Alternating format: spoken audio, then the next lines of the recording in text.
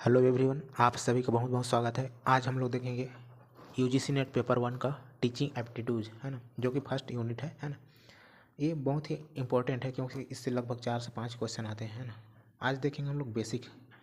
तो teaching aptitude का क्या देखेंगे हम लोग? बेसिक देखेंगे है ना। बेसिक देखेंगे जिसमें उतना क्वेश्चन नहीं आता है, लेकिन इसके बारे में आप जानोगे तो क्या है आपका जो बेसिक चीज़ है, आप इस एग्ज़ाम हॉल में आप इससे संबंधित जो क्वेश्चन रहेगा आप इसको अच्छा से हल कर पाओगे, क्योंकि कॉन्सेप्ट आपका बन रहेगा। और आप किसी भी प्रकार से घुमाने की कोशिश करेगा तो आप इस सब्जेक्ट से संबंधित आपका पकड़ रहेगा तो आप वहाँ पर आसानी से कर पाओगे, है ना। तो चलो टीचिंग एप्टीट्यूड के बारे में जानेंगे हम लोग। आज का फर्स्ट क्लास है, बेसिक है ना। तो टीचिंग एप्टीट्यूड क्या है? शिक्षण अभिवृत्ति, है ना। तो सबसे पहले हम लोग देख लेते हैं शिक्षण मतलब टीचिंग को, है ना। तो टीचिंग क्या है? मैं जो टीचिंग कर रहा हूँ आप लोगों को, क्या कर रहा हूँ? टीचिंग, है ना। तो मैं क्या कर रहा हूँ आप लोगों को, जो ज्ञान है, जो मैं सीखा हूँ, मैं जो जान रहा हूँ, आप लोगों के को क्या कर रहा हूँ, मैं आपको दे रहा हूँ। जो भी जान रहा हूँ, सीखा हूँ, जो भी ज्ञान है मेरे पास, है ना, उसको आपको भेजने की कोशिश कर रहा हूँ, है ना। तो वही है, दूसरों तक कौशल, ज्ञान एवं मूल्यों को प्रसारित करने का क्या है? एक अभ्यास है। अभ्यास कैसे है? क्योंकि मैं इसको जैसे जैसे करते जा रहा हूँ तो ये मेरा इन्हांस होते जा रहा है ना, मेरा ज्ञान और विस्तृत होते जा रहा है। क्यों? कि इस प्रकार समझाना है आपको, है ना, किस प्रकार से वो करना है। तो यहाँ पर कौशल क्या है? जैसे कोई सा भी कौशल यहाँ पर टीचिंग करने का मेरा जो कौशल है ना, किसी प्रकार से जैसे पढ़ाने का ही है या कुछ भी कौशल हो सकता है। जैसे कि एक दाई है, समझ जाइए, टोकरी वाली, तो वो टोकरी बनाने के ज्ञान दूसरों को दे सकती है, तो वो एक कौशल है ना। कोई जैसे कि गैरेज में काम करने वाला है ना, तो गैरेज वाला मिस्त्री अपना जो असिस्टेंट रहेगा उसको क्या करें, गैरेज का जो मोटरसाइकिल या बाइक या कोई सा भी उसको बनाने के लिए सिखाएगा, तो एक कौशल है, समझिए ना।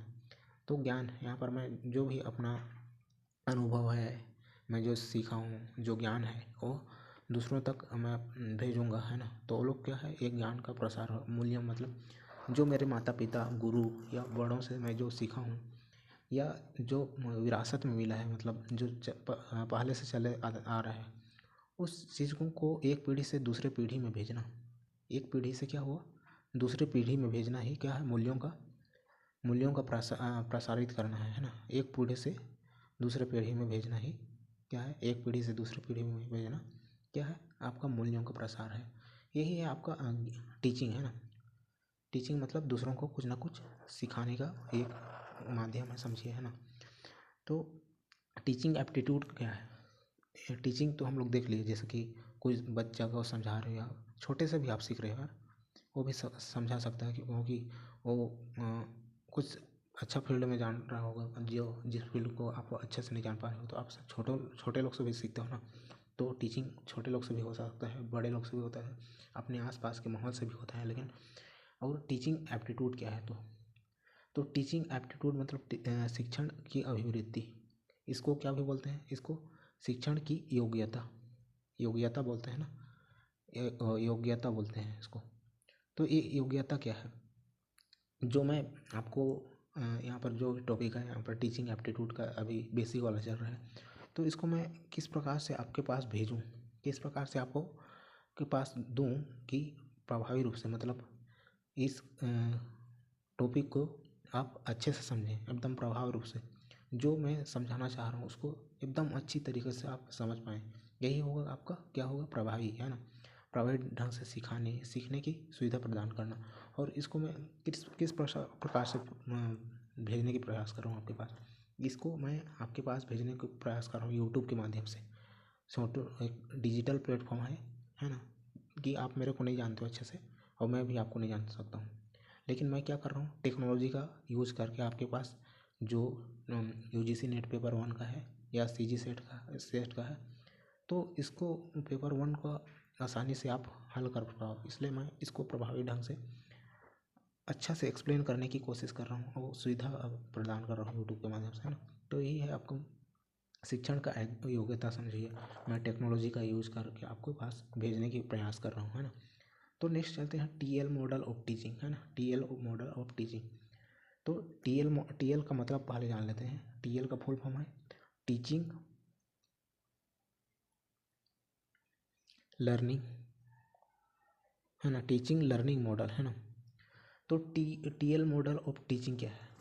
तो यह शिक्षण और सीखने के माहौल का चित्रण करता है कि माहौल कैसा है, ये सीखने का माहौल कैसा है वहाँ का, वो जो चल रहा है मतलब क्लास उसके अंदर कैसा है, बच्चे लोग अटेंटिव हैं या नहीं हैं, है ना, बच्चे लोग अटेंटिव हैं या नहीं, वहाँ का माहौल कैसा है ना।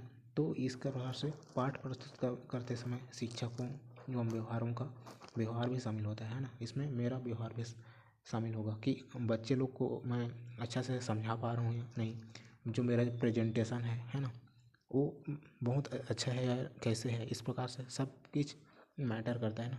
वहाँ का इन्वायरमेंट, अगर क्लास अच्छा रहेगा अट्रैक्टिव रहेगा तो क्या रहेगा, बच्चे लोग भी क्या रहेंगे, साफ़ सुथरे रहेंगे, है ना। तो इससे क्या रहेगा, उनमें क्या जाएगा, ज्ञान की जो टीचर देगा वो क्या रहेगा, साफ़ सुथरा जाएगा, समझिए, है ना। और गंदा में बैठे हैं तो उसी प्रकार से उनका जो हो रहेगा चरित्र भी निर्माण उसी प्रकार का होगा, है ना। शिक्षक प्रकृति में त्रिकोणीय है। तो जो शिक्षण है, टीचिंग है, वो यहाँ पर शिक्षण होगा ना। तो शिक्षण प्रकृति में त्रिकोणीय है। तो ये त्रिकोणीय क्या है, इसको इंग्लिश में बोलते हैं ट्रायडिक, है ना, ट्रायडिक। तो कैसे ट्रायडिक है, तो देखते हैं। तो अर्थात इसमें 3 मूल तत्व हैं। कौन कौन से 3 मूल तत्व हैं? अध्यापक है, एक तो अध्यापक जो टीचर है, वो विद्यार्थी जो पढ़ने वाला है, सीखने वाला है ना, लर्नर को बोलते हैं। तीसरा है विषय वस्तु, जो चीज़ शिक्षक पढ़ाएगा, है ना, वही है विषय वस्तु, सब्जेक्ट मैटर या सिलेबस समझ जाइए, है ना, सिलेबस या टॉपिक, है ना। तो ये विषय वस्तु, तो ये कैसा ट्रायडिक है, यहाँ पर देखिए, यहाँ पर टीचर आएगा, फिर यहाँ पर क्या आएंगे, स्टूडेंट आएंगे, यहाँ पर कंटेंट आएगा या विषय वस्तु जो क्या पढ़ाएगा, मतलब शिक्षक पढ़ाएगा। तो ये तीनों मिलकर क्या बनेंगे, ट्रायडिक नेचर बनेंगे, है ना, ट्रायडिक बन जाएंगे। यहाँ पर टीचर आएगा, यहाँ पर स्टूडेंट आएंगे, है ना, विद्यार्थी, है ना, यहाँ पर जो सब्जेक्ट आएगा, सब्जेक्ट मैटर, है ना। तो ये तीनों मिलके ही टीचिंग की प्रक्रिया को टीचिंग जो पढ़ाने की प्रक्रिया को तीनों मिलके पूर्ण करते हैं ना। तीनों, अगर तीनों नहीं रहेंगे तो टीचिंग प्रक्रिया नहीं होगा। तो ये नेचर में जो टीचिंग है वो क्या है, नेचर में त्रिकोणीय है ना। सीखने तो स्टूडेंट तो सीख सकता है अकेला ना, लेकिन टीचिंग क्या हो सकता है, तीनों मिलके टीचिंग की प्रक्रिया को क्या करते हैं, पूर्ण करते हैं, है ना। तो नेक्स्ट चलते हैं, कुछ महत्वपूर्ण बिंदु को देख लेंगे, है ना। इससे क्या है, आपका जो कॉन्सेप्ट है वो अच्छा होगा। तो देख लेते हैं यहाँ पर सबसे पहले शिक्षण और सीखना अधिनियम, मतलब आपस में संबंधित कार्य। शिक्षण और सीखना आपस में संबंधित कार्य हैं, मतलब ये दोनों जुड़े हुए हैं ना, शिक्षण और सीखना। क्योंकि जो टीचर है वो शिक्षा पढ़ाएगा तो सीखेंगे बच्चे लोग, तो ये क्या हुआ, आपस में संबंधित है। फिर नेक्स्ट चलते हैं, नेक्स्ट पॉइंट पे, शिक्षण एक सामाजिक कार्य है, मतलब टीचिंग शिक्षक नहीं है, टीचिंग शिक्षण है ना। तो टीचिंग कैसे सामाजिक कार्य है, टीचिंग एक सामाजिक कार्य है, टीचिंग एक सामाजिक कार्य कैसे है, जैसे कि मैं आपको पढ़ा रहा हूँ, है ना, मैं अकेला एक टीचर हूँ, समझिए। तो मैं जो आपको ये सब्जेक्ट मैटर जो भी है, टीचिंग, आप आज टीचिंग को पढ़ा रहे हैं तो टीचिंग का ही बता दे रहा हूँ। तो मैं सब्जेक्ट मैटर क्या पढ़ा रहा हूँ, मैं आपको टीचिंग एप्टीट्यूड पढ़ा रहा हूँ। तो इसको कितने लोग देखेंगे, 1 2 3 4 5 जितना भी हो सके, है ना।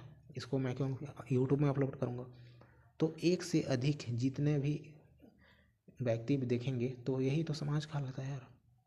समाज में क्या है, ये दो से अधिक व्यक्ति मिलकर तो समाज बनाते हैं यार, है ना, धीरे धीरे। तो यही है समाज, एक सामाजिक कार्य है, जबकि सीखना एक व्यक्तिगत कार्य है।